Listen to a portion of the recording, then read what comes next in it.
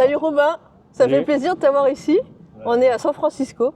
Ça fait déjà 3 ans que tu vis ici. C'est quoi tes ressentis? T'es content d'être là? Ah ouais, j'adore. Bon là, on a un peu une fin de journée typique Eh de oui. l'été SF où il y a le fog, le brouillard qui arrive. Ouais. Mais ouais, non, sinon la ville est exceptionnelle. Il fait beau la plupart du temps, même là en fait, il fait quand même Ouais, il chaud. fait bon. Hein, Et puis il y a une énergie incroyable quoi. Depuis Ouais, que je je suis suis arrivé d'accord. en 2022. Et tu vois, c'était vraiment pile au moment où ChatGPT sortait. Eh oui. Du coup, Mais c'est vrai qu'on depuis 3 ressent ans. vraiment l'énergie Ouais. des startups ici. Tu vois, en arrivant hier, je voyais toutes les affiches, driver votre entreprise avec de l'intelligence artificielle, enfin plein de pubs de Vous êtes startups. arrivé en avion, c'est ça? Non, on est venu en voiture, Ok. ouais, mais il y a des pubs partout sur Ah l'intelligence artificielle, ouais, c'est Ouais. incroyable. Et Sur c'est vrai l'autoroute, qu'on ouais. ressent cette énergie, beaucoup de jeunesse, Ouais. beaucoup de gens dynamiques et tout, c'est super sympa, il y a plein de choses à voir ici. Hein. Ouais, C'est une ville très génial. très cool, hein. Ouais, non, j'adore. Et du coup, toi maintenant, t'es VC, donc c'est quoi un VC alors? Donc moi, c'est vrai que je suis VC. Donc mon expérience, c'est que j'ai créé une boîte qui s'appelle HireSuite en 2016 en France. J'ai quitté mon rôle de CEO il y a 1 an et demi. Donc mes 2 Ouais. associés, Ismaël et Paul, continuent. Et j'ai déménagé à San Francisco il y a 3 ans donc, pour lancer HireSuite ici. Et il y a 1 an et demi après avoir quitté HireSuite, du coup, j'ai décidé de lancer un petit fonds d'investissement pour investir spécifiquement dans des boîtes qui faisaient Y Combinator, qui est un des gros accélérateurs de San Francisco et qu'on a fait Eh nous-mêmes oui. avec HireSuite en 2020. Mmh. Et donc ma thèse d'investissement, c'est que j'investis dans les meilleurs, dans le top 10% des boîtes de Y Combinator. Donc sur une année, il y a à peu près 500 à 600 Ouais. startups qui font YC. Et moi, j'investis dans ce que j'estime être le top 50. Ok. Voilà. Et donc c'est comme ça que je me suis lancé un peu au début, tu vois, vraiment plus par une sorte de passion. Au moment où j'ai quitté HireSuite, j'avais du temps. Je me suis dit, bah, ce serait Ouais. super de faire ça. J'ai cet accès. Oui, c'est souvent le rencontre cas plein de gens. d'ailleurs, hein, les gens qui revendent leur boîte ont Ouais. envie de donner de la force aussi à d'autres Ouais, personnes. alors c'est même pas, ouais, c'est aussi très égoïste quoi. C'est plus moi, tu vois, m'entourer de super entrepreneurs Ouais. voilà. Non mais trop cool. Et alors pourquoi YC? On en parle beaucoup de YC, c'est un peu à la Pourquoi mode. YC? Ils sont, ouais, si tu regardes les chiffres, c'est le meilleur accélérateur Eh oui. au monde. Le taux de sélection est très bas. Hein. Le taux de sélection est très bas, c'est très difficile de rentrer, mais quand tu rentres, tu as un taux de succès qui est énorme, parce que tu as 6,5% des startups qui font YC qui deviennent valoriser plus de 1 milliard. Ah oui. Oui, tout de suite là. Voilà. C'est Et énorme. quand tu investis dans YC, ce que moi je fais, la valorisation moyenne, qui est déjà très élevée pour des startups de cette taille, mais elle est de l'ordre de grandeur de 20 à 30 millions. Ah ouais. Donc sur chaque boîte où tu investis, tu sais qu'il y en a 6,5% d'entre elles, même si tu es complètement au hasard, il y en a 6,5% d'entre elles, si les chiffres restent les mêmes, c'est Et une oui, grosse ouais. hypothèse, mais qui vont faire x30. Et tu en as même certaines comme Stripe, Airbnb, Coinbase, tu as des énormes succès qui sont valorisés 60-70 Et milliards. oui. Et donc pour investir, c'est le meilleur endroit au monde pour investir. Si tu arrives à rentrer dans les boîtes, Et oui, c'est c'est le ça. meilleur endroit. Et toi, tu arrives à investir facilement, les boîtes te laissent. Et du coup, j'arrive à investir, c'est jamais simple. Ah ouais. Franchement, donc il y a 4 promotions par an tous les trimestres, et à chaque fois, il faut se battre. Ah Il oui. y a un côté, c'est vraiment du travail, quoi. Il faut, dans le dernier batch, j'ai investi dans 2 boîtes avant le début du batch. Donc j'arrive à rentrer, voilà, et j'arrive à rentrer dans vraiment les tours parmi les tours les plus compétitifs. Je rentre pas forcément dans tous les tours compétitifs parce qu'une boîte qui est compétitive, ça peut vouloir dire d'autres choses et peut-être que moi ça va pas m'intéresser spécifiquement. Mais jusqu'à présent, en 2025, j'ai investi dans 26 boîtes et il y en avait 2 de plus que j'aurais bien aimé faire. Mais globalement, tu vois, j'ai un taux de conversion Ouais, de déjà, c'est 95%. pas mal, ouais. Ce qui est génial, quoi. Et Parce oui. que vraiment, Ouais, c'est énorme. mais c'est du travail, il faut être impliqué dans la communauté, il faut être sur place, il faut Et rencontrer oui. du monde. Tu vois, là on est dimanche, avant-hier, j'étais à un événement organisé uniquement pour les anciens de YC, et enfin pour quelques anciens de YC, où il y avait des démos, des boîtes actuelles qui faisaient des présentations, donc dans le batch actuel.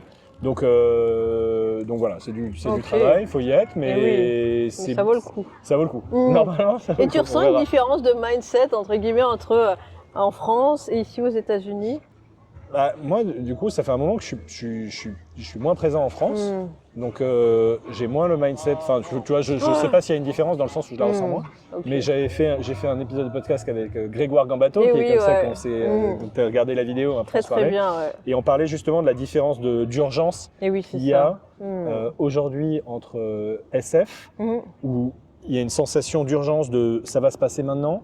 J'ai 3 à 5 ans pour créer une boîte. Ah ouais. Après, il va y avoir AGI, tout va être automatisé, ça va être impossible de créer des boîtes. Sûr. Donc c'est un peu le dernier moment de le faire. Et en plus, il y a une opportunité où on se dit Et oui. la moitié du S&P 500 ou des 500 plus grosses boîtes va être créée là dans les prochaines années. Donc il y a vraiment cette sensation d'urgence. Est-ce qu'elle existe aussi en France?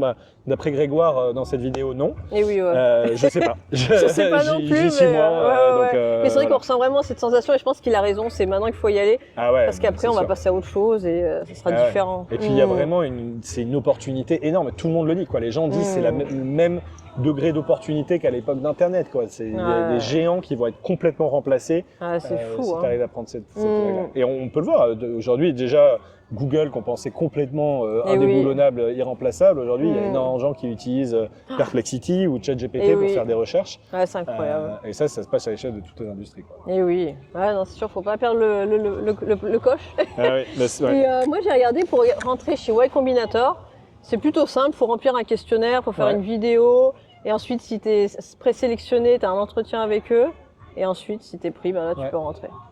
C'est ça. Et après ils peuvent te donner 500 000 $.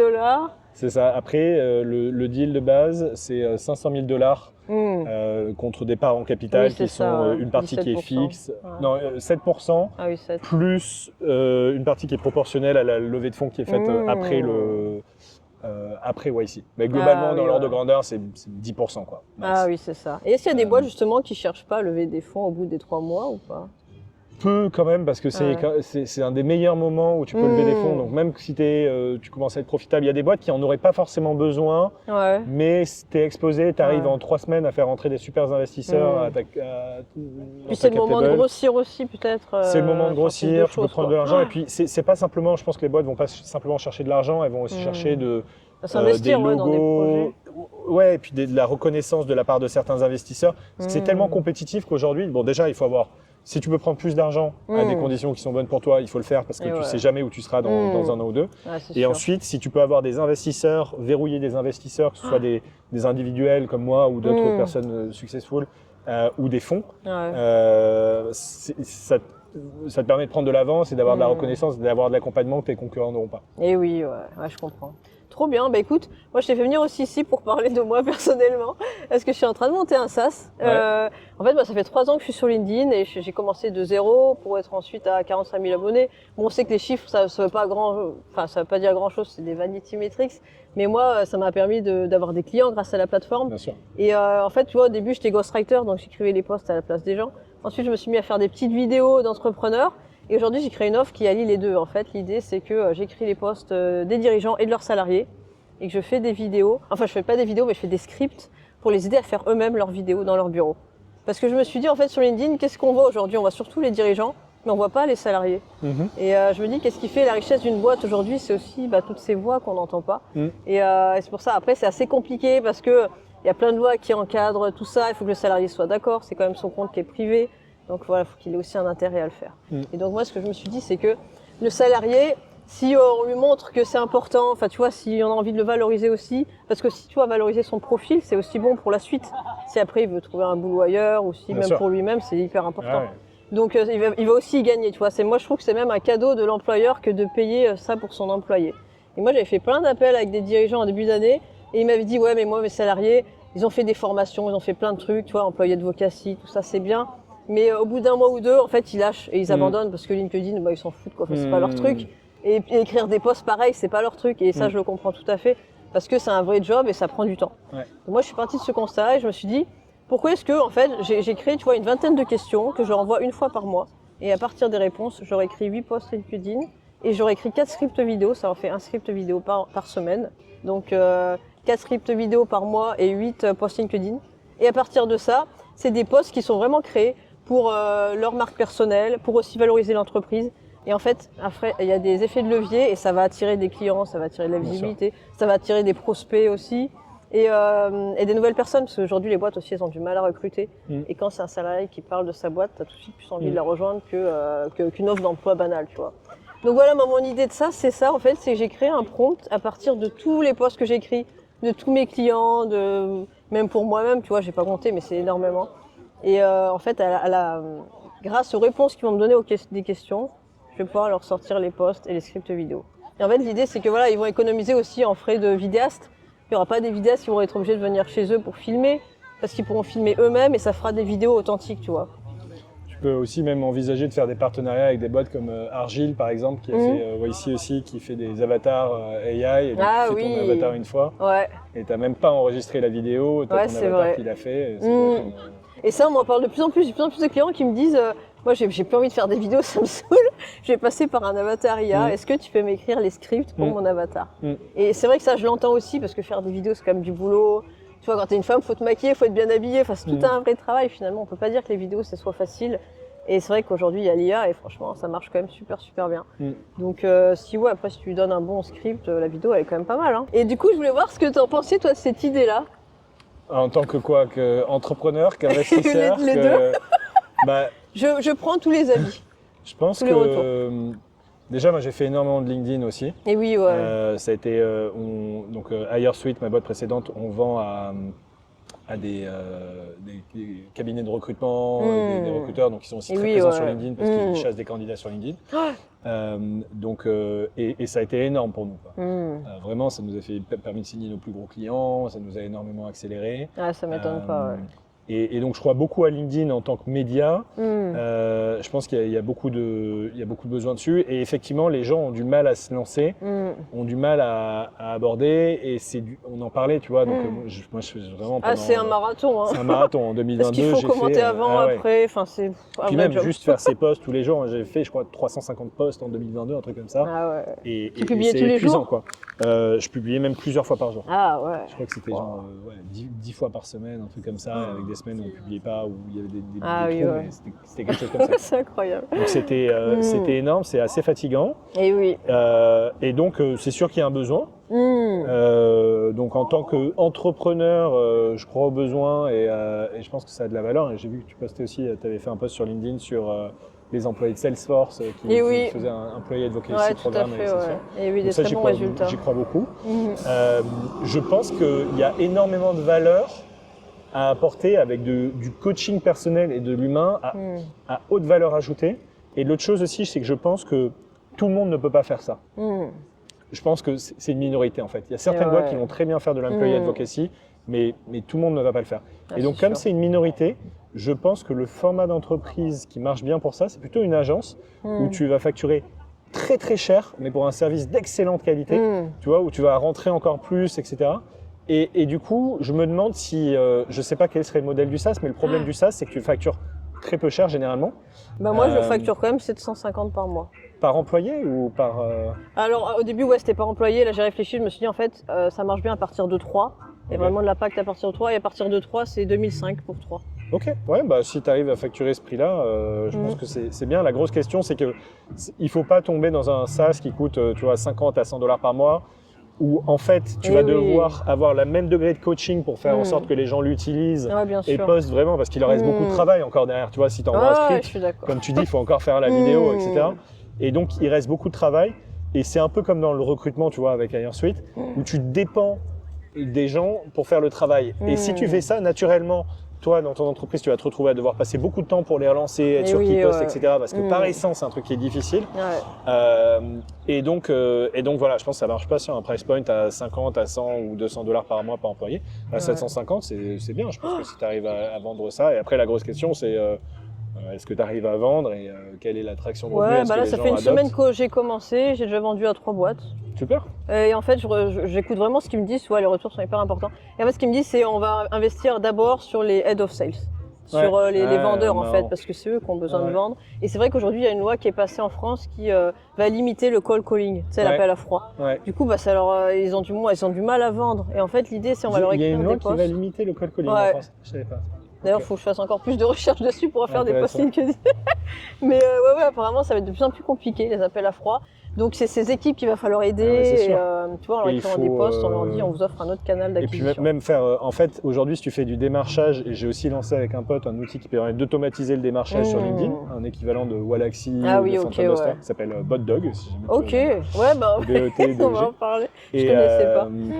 et effectivement, si tu fais du démarchage à froid, mais que tu n'as aucune présence derrière, que tu postes jamais, Et oui. que les gens voient pas ta face, ton Ça marche visage, moins bien. ils répondent pas. En revanche, Non. si tu croises les deux ensemble, c'est Et oui. très puissant. Ouais. Et c'est beaucoup plus puissant que du cold calling, évidemment, parce que les gens répondent, ils ont déjà une idée de qui tu Et oui, es. c'est ça. Et ce qui s'est passé quand en fait tu m'as contacté pour qu'on fasse cette vidéo. Finalement, moi j'ai regardé sur LinkedIn, j'ai vu que tu postais beaucoup sur le sujet, j'ai vu que tu avais de l'engagement, je me suis dit ok, c'est une vraie personne, Et oui. elle est, tu vois, je peux lui non, faire mais c'est confiance, sûr. go. Ouais, Ça aurait non, été mais c'est hyper n'importe qui d'autre important. ou qui avait pas de présence ou pas de relation, Tu j'aurais vas pas perdre enregistré ton cette temps. vidéo un Bah dimanche oui, oui. après-midi. Et oui, c'est sûr. C'est vrai que t'es super sobre. Non, c'est Non, mais cool tu d'avoir vois, accepté. donc c'est- Ouais, non, mais c'est ça, c'est Mais hyper c'est important. pas que c'est cool, c'est parce que je sais que j'en bénéficie aussi, tu vois. Bah, bien cette sûr. vidéo va être vue, donc Non, mais c'est bien sûr. On a de l'intérêt tous et les c'est deux.